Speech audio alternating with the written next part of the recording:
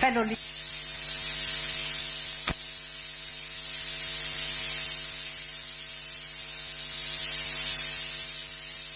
between Africa and Europe without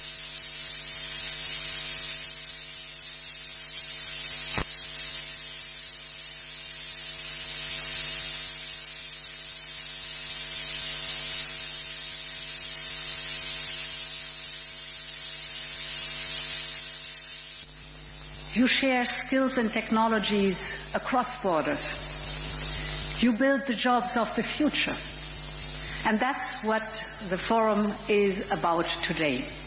Building stronger ties between our industries, our businesses, but of course between our people. Since our last summit indeed in 2022, the global environment has become harsher, but the relationship between Africa and Europe has only grown closer.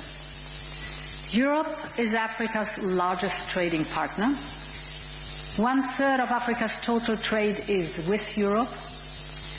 And we are Africa's largest investor with 240 billion euros in 2023 alone. But I think we can achieve much more.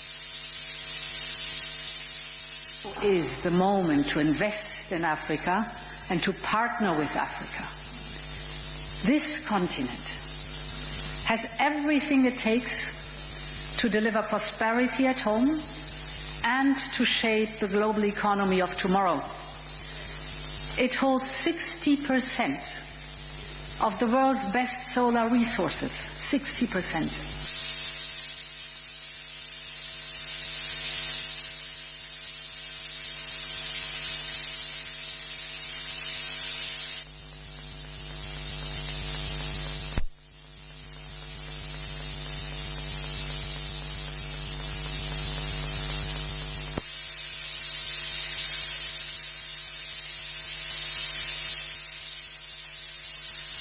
That build value locally rather than extracting it, that strengthen industrial capacity rather than create a dependence on imports, that boosts local jobs rather than outsourcing them.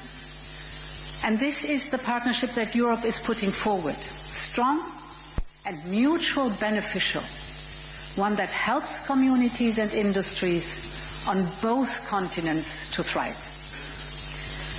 At the heart of this investment agenda is Global Gateway. When we launched it, we committed to investing 150 billion euros in Africa by 2027. And since then, we have mobilized investments of over 120 billion euros, so we are well on track to meet our targets. Global Gateway is not only about large-scale public investment. Its strength lies in governments, banks and businesses from both countries pulling in the same direction. And that's why we're doubling down on efforts to partner with the private sector. And I see several of our European companies here today who are already engaged in this work. We have, over the last month, been listening to your ideas, and now we are taking steps forward to strengthen your investment. This October, for instance, we announced a new Global Gateway Investment Hub. This platform gives companies the opportunity to bring forward their own project ideas, mobilize support, engage in the implementation. This is a major step forward and responds to a request many of you made. You have said, involve us from the beginning on, and we have listened. Ladies and gentlemen, today I want to highlight 3 additional ways how we're making it easier for businesses to invest and grow in Africa. The first is on finance. Africa has all the resources for growth.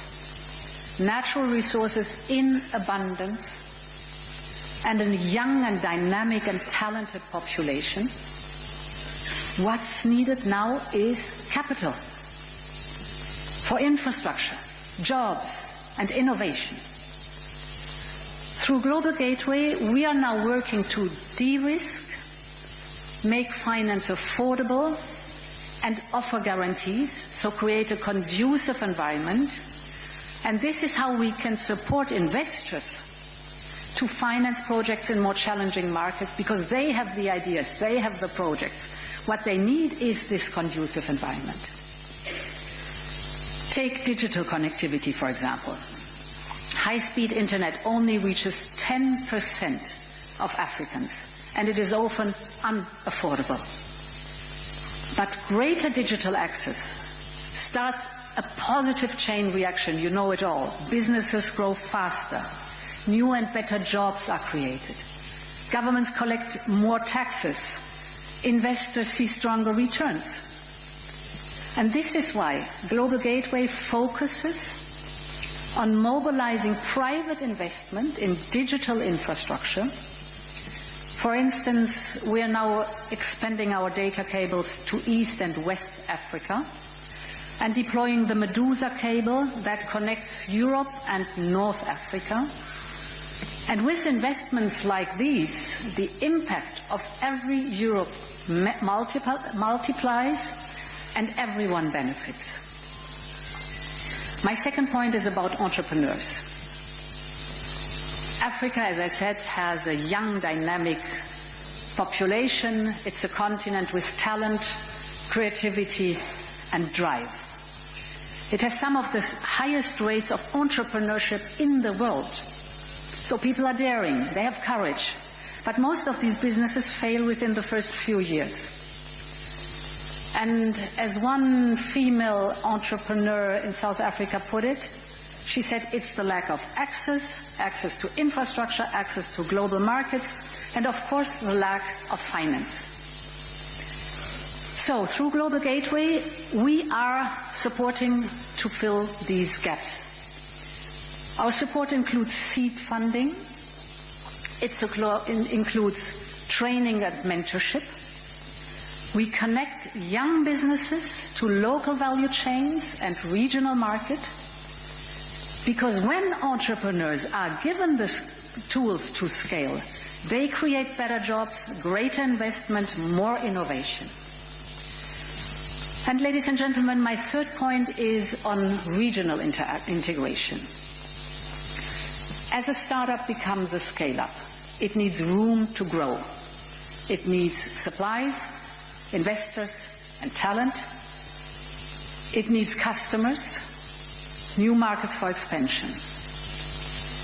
When companies cannot sell or scale to neighboring countries, their growth stops at the border, costs rise, innovation stalls. But when companies can expand to other regions, integration becomes an engine for growth. Local businesses get bigger.